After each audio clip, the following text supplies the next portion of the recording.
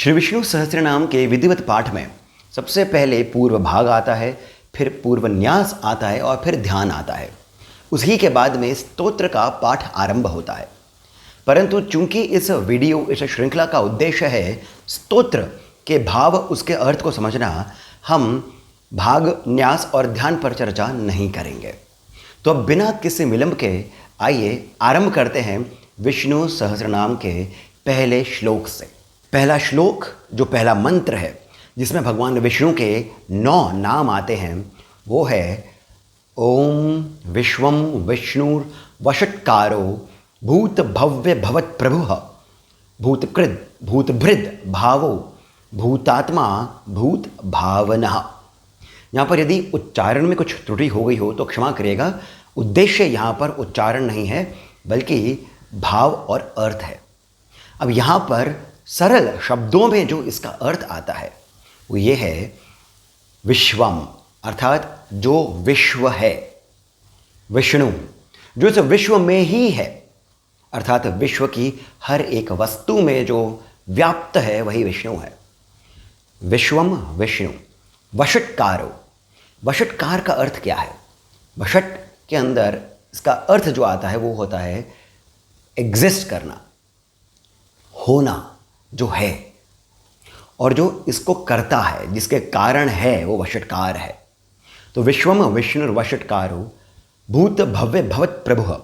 यहाँ पर 3 काल आते हैं, भूतकाल, भविष्यकाल और वर्तमान काल। इन तीनों के जो प्रभु हैं, भूत भव्य भवत प्रभुः, भूतकृत, यहाँ पर जो पंचभूत हैं जिन्हें हम भूत कहते हैं, उसके रचयिता भूतकृत, भूतभृद, जो इसका भरण करते हैं, भावो, भाव का अर्थ होता है उत्पत्ति, भावो भूतात्मा, जो भूतों में वास करने वाला आत्मा है, भूतात्मा, भूत भावनः, भावन ये भी उत्पत्ति से आता है, भाव से, जो भूतों की उत्पत्ति करता है। ये इसका सरल शब्दों में अर्थ आता है। परंतु यहाँ पर हम केवल सरल अर्थ नहीं देख रहे हैं, हम यहाँ पर इसके पीछे के भाव को समझेंगे, भावार्थ को समझेंगे, जैसा कि आदि गुरु शंकराचार्य ने अपने भाष्य में बताया है। क्योंकि ये पूरा वीडियो, ये पूरी श्रृंखला जो है, सीरीज़ जो है, ये आदि गुरु शंकराचार्य रचित भाष्य के ऊपर ही आधारित है। भगवान विष्णु का जो इस सहस्त्र नाम है, इसे यदि आप समझ करके भी नहीं पढ़ेंगे तब भी इसमें इतनी शक्ति है कि आपके जितने भी धर्म, अर्थ, काम, मोक्ष वाली जो इच्छाएं हैं, या फिर जो आपकी ये इच्छा है, उसको भी पूर्ण कर दे। परंतु बात ये आती है जब हम समझ करके भावना के साथ में पढ़ते हैं, तब आपके उच्चारण से जो इसकी ध्वनि से जो वाइब्रेशन जनरेट होते हैं, ये जब आपके थॉट्स के वाइब्रेशंस के साथ मिलते हैं तब एक अद्भुत सा ही वातावरण क्रिएट होता है। तब एक अलग कोटि का आपका स्तर हो जाता है।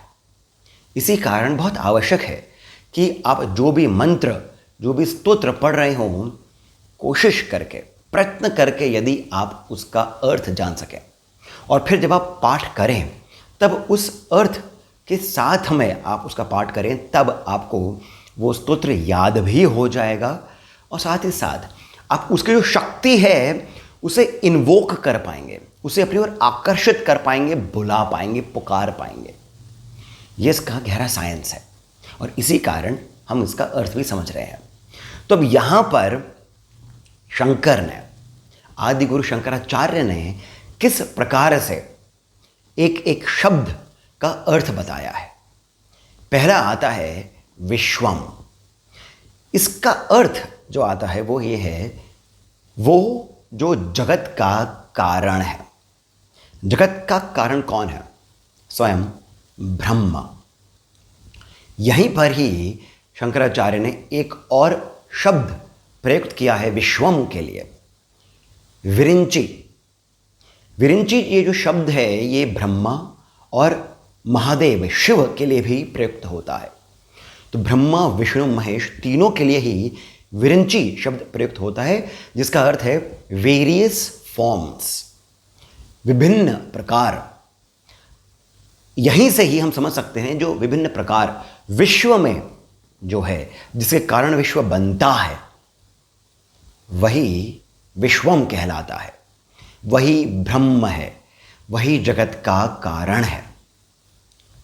अब यहाँ पर शंकराचार्य ने कई सारे उपनिषदों से भी ऋचाओं को उद्धृत किया है, उनके माध्यम से कई सारी और बातें बताई हैं, गहरी बातें बताई हैं, और साथ ही साथ महाभारत से भी कुछ बातों को सामने रखा है। आइए इन बातों को भी हम थोड़ा और गहराई में समझते हैं। मुंडकोपनिषद में कहा है पुरुष एवेदम विश्वम। इसका अर्थ है यह सब पुरुष ही है।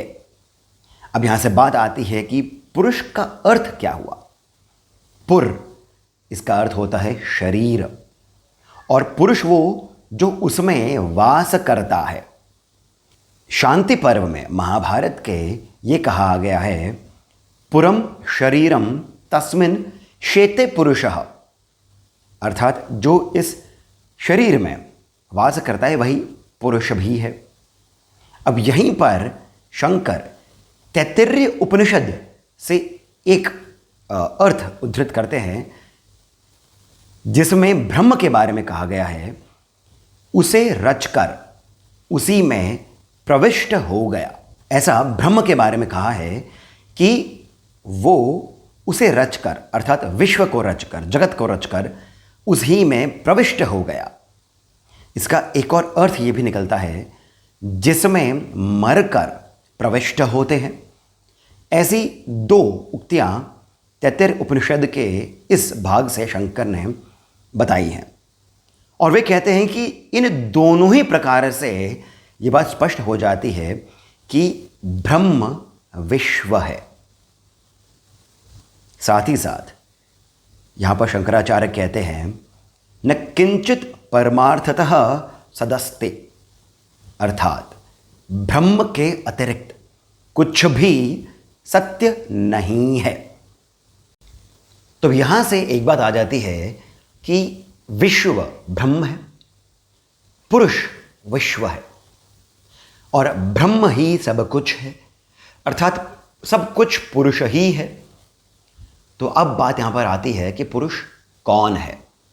अब यहां पर कुछ और उपनिषदों से उद्धृत करते हुए शंकर कहते हैं ओम मित्ते तदक्षरमिदम सर्वम, अर्थात ओम ही सब कुछ है।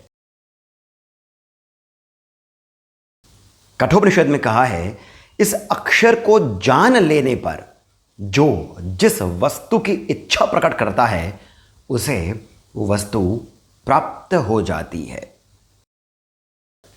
शंकर ये कह रहे हैं कि विश्व ब्रह्म है, ब्रह्म पुरुष है, और ये पुरुष ही ओम है, ओमकार है। इसी कारण इस श्लोक का आरंभ ही ओम के साथ में होता है। विष्णु सहस्त्रनाम में कोई भी नाम अलंकार की ही तरह प्रयुक्त नहीं किया गया है। ये बहुत ही सुंदर सी एक बात आती है कि जो भीष्म पितामह थे उन्होंने भगवान के नाम जो हैं, ईश्वर के जो नाम हैं, उन्हें अलंकारों की तरह अलग अलग से जोड़ करके कुछ बना दिया है। ऐसा नहीं है।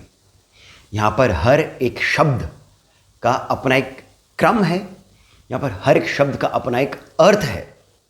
यहाँ पर विश्व पहले बताया गया है, विष्णु बाद में आता है, और विश्व से भी पहले ओम आता है।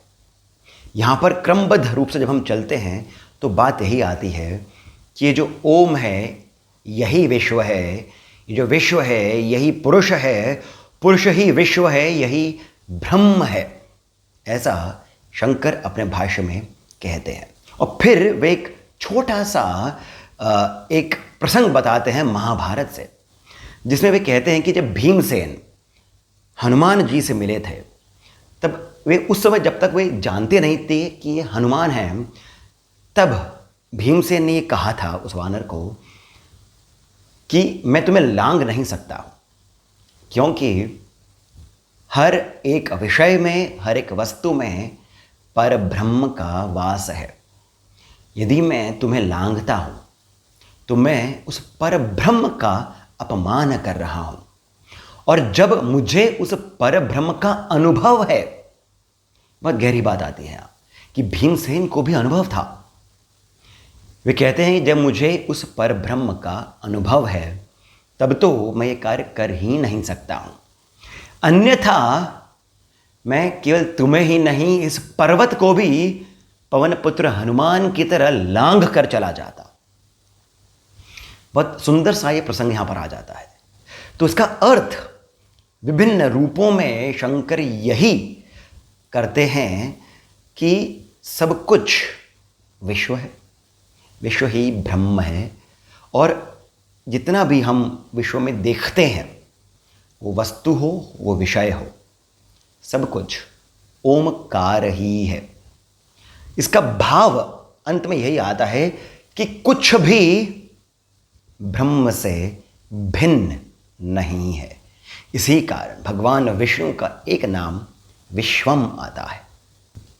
विश्वम के बाद आता है विष्णु। ये विष्णु शब्द बनता है विविष्टि से, अर्थात वो जिसका विस्तार है वो विष्णु है। वो जो हर ओर व्याप्त है वो विष्णु है। जो हर एक अणु में है वो विष्णु है। ये जो विष्णु है ये विष धातु से बनता है, जिसका अर्थ आता है वास करता है, प्रवेश करना। इसे विष कहते हैं। अब यहां पर महाभारत के कर्म कांड में एक बहुत ही सुंदर सी बात आती है, जिसमें कहा गया है कि बिना विष्णु हुए आप कीर्तन नहीं करें, बिना विष्णु हुए आप भजन नहीं करें, बिना विष्णु हुए आप विष्णु की साधना नहीं करें, और बिना विष्णु हुए आप विष्णु का ही भाव नहीं रखें। ना विष्णु कीर्तियेद विष्णुम, ना विष्णुर विष्णु माप्नुयात, अर्थात आप विष्णु बने बिना भी विष्णु को प्राप्त नहीं हो। ऐसा देवी की साधना में भी कहा गया है कि जब आप देवी की साधना करें तो स्वयं को आप शिव मान करके देवी की साधना करें, क्योंकि शिव में ही देवी भी आती हैं। बहुत सुंदर सी ये बात आती है, बहुत गूढ़ रहस्य है। और जब हम यहाँ पर साधना के बारे में भी बात कर रहे हैं तो ध्यान दीजिए कि जो पहला शब्द आता है विश्वम, ये साधना की पहली स्टेज है। ये साधना के लिए पहला जो स्तर चाहिए वो है, अर्थात ये कि इस संपूर्ण विश्व को आप ब्रह्ममय माने, संपूर्ण विश्व को आप ब्रह्म ही माने। और फिर उसके बाद में जब आप विष्णु मानते हैं तो संपूर्ण विश्व में ही आप ब्रह्म को माने। जब आप ऐसा करते हैं तब आप मायातीत हो जाते हैं। वो जो मैट्रिक्स है, वो जो माया है, उसे आप भेद पाते हैं। ये केवल भाव से ही हो सकता है, मंत्रों के जाप से नहीं हो सकता है, भाव से हो सकता है। जब आप ऐसा ज्ञान रखते हैं, जब आप ऐसी भावना रखते हैं, जब आप ऐसी धारणा रखते हैं, तभी आप मायातीत बन पाते हैं। ये साधना के लिए पहली स्टेज है। माया को आप समझें। संपूर्ण विश्व, मैं, आप, ये मोबाइल या फिर टीवी जिस पर आप ये देख रहे हैं, आपके जितने भी रिलेटिव्स हैं, आप जो खा रहे हैं, आप जिसके बारे में सोच रहे हैं, सब कुछ ही ब्रह्म है और सभी कुछ में ब्रह्म है। अब यहाँ पर आता है वषट्कार। जैसे मैंने पहले भी कहा, इसका अर्थ है होना, एग्जिस्ट करना, क्योंकि वश का अर्थ होता है होना। ये यज्ञ में प्रयुक्त होता है। देवी के लिए भी वषट्कार प्रयुक्त होता है, जिसका अर्थ होता है मातृका। ये चैतन्य का पहला अनुभव है। ये अपने होने का पहला अनुभव है। और जो ये करवा सकता है, जो इस अनुभव को आपको प्रदान कर सकता है, वही वशटकार है। ये बहुत ही गहरा अर्थ है, बहुत ही सुंदर सा भाव है। होना, अपने होने का जब आप अनुभव करें, चैतन्य का जब आप पहला अनुभव करें, वही ब्रह्म है। यहीं पर ही विज्ञान भैरव भी आता है। विज्ञान भैरव की जो 112 विधियां हैं, वे भी यही बताती हैं। चैतन्य का पहला अनुभव, ये आपको विज्ञान भैरव के अनुसार आपके ही श्वास से हो सकता है, प्राण से हो सकता है। फिर आता है भूत भव्य भवत प्रभु। तीनों को यहां पर एक ही नाम दिया है। भूत अर्थात भूतकाल, भव्य भविष्य, भवत प्रेजेंट। भूत भव्य भवत प्रभु, तीनों कालों के जो प्रभु हैं वही विष्णु है। भूतकृत, रजोगुण से ब्रह्मा ने भूतों की रचना करी, फिर तमोगुण से शिव बनकर संहार किया। ये जो भूतकृत आता है, इसकी रचना करना, इसके साथ कार्य करना, ये भी विष्णु ही है। इसके बाद है भूतभृत। जब सत्व गुण से यही ब्रह्म भूतों का भरण करते हैं, भरण पोषण करते हैं, तब ये भूतभृत बन जाते हैं। फिर आता है भाव। इसका अर्थ हो गया है उत्पन्न करना। भाव, प्रपंच से जो उत्पन्न होता है, प्रपंच से, ये जो संपूर्ण जगत है, ये प्रपंच से ही उत्पन्न हुआ है। और जब हम जगत के ही बारे में बात कर रहे हैं, ये जगत ही भाव है, यही विश्व भी है। भूतात्मा, भूतों का जो आत्मा है, आत्मा ये परमात्मा ही है, उसी का रूप है। हर भूत की जो आत्मा है, ये जो आत्मा है, ये अंतर्यामी है। अंतर्यामी का अर्थ क्या हो गया कि ये आपके ही भीतर है, आपके ही भीतर वास करता है। जो सभी भूतों के भीतर वास करता है, वो जो आत्मा है, वही परमात्मा है। यहां पर एक बहुत ही सुंदर सी एक बात आती है। ये साधना मार्ग की बात है। ये विभिन्न जो स्टेजेस हैं, स्तर हैं, उसके बारे में है। क्या है ये विभिन्न स्टेजेस? स्वयं से पहले हमें परिचय नहीं होता है, फिर हम ये बात मानते हैं कि आत्मा है। उसके बाद में आप ये समझते हैं कि आप ही वो आत्मा है, और फिर आप ये जान जाते हैं कि ये जो आत्मा है, यही परमात्मा है। ये जो अलग अलग स्टेजेस हैं, यही साधना मार्ग है। और भूतात्मा इस शब्द से यही बताया गया है कि विष्णु की साधना आपको अलग अलग क्रम से उस ही ओर लेकर के जाएगी। भूतात्मा। फिर आता है भूत भावना। भाव का अर्थ वही है, उत्पन्न करना। और भूत यानी जो भूत होते हैं, जो पंचभूत हैं, जिनसे सभी का निर्माण हुआ है, तो जो भूतों को उत्पन्न करता है वो प्रभु। तो यहां पर पहला श्लोक, ये जो मंत्र है, ये जो 9 नाम है, इनका भाव भी यहीं पर ही समाप्त होता है।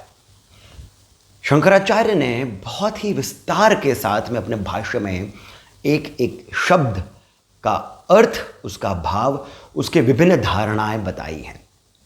बहुत ही सुंदर रचना है विष्णु सहस्त्रनाम और शंकराचार्य का ये भाष्य। आशा करता हूं कि आपको ये जो पहला श्लोक है, इसके भीतर का जो गूढ़ रहस्य है, ये समझ में आया होगा। आने वाले वीडियोस में हम और सभी श्लोकों का इसी प्रकार से अर्थ समझेंगे, भाव को समझेंगे, जिससे धीरे धीरे करके हम विष्णु सहस्त्र नाम का जो ये कुंड है, ये जो अमृत कुंड है, इसका पान कर सकें या फिर पान करने की चेष्टा ही कर सकें। आशा करता हूँ कि आपको सारी बातें सुंदर लगी होंगी। यदि ऐसा है तो कृपया करके इस वीडियो को आप लाइक अवश्य करें, सब्सक्राइब करना नहीं भूलें, क्योंकि अभी तो ये श्रृंखला आरंभ ही हुई है। और जैसे मैंने पहले के भी कुछ वीडियोस में कहा है, ये श्रृंखला एक बड़ी श्रृंखला का पार्ट है जिसमें हम श्री सूक्त और श्री ललिता सहस्त्रनाम का भी हम भाव और अर्थ समझेंगे। और मैं आशा ये भी करता हूँ कि आप कमेंट सेक्शन में जाकर के बताएंगे कि वीडियो कैसा लगा। कमेंट सेक्शन में ही जो पहला कमेंट पिन है वहाँ से पेटीएम, जीपे इत्यादि के माध्यम से जितना हो सके आप हमें श्री सहयोग भी प्रदान करें, बहुत अधिक प्रोत्साहन मिलता है। इसके साथ मैं सिद्धार्थ आप सभी से जाने की अनुमति लेता हूँ। धन्यवाद।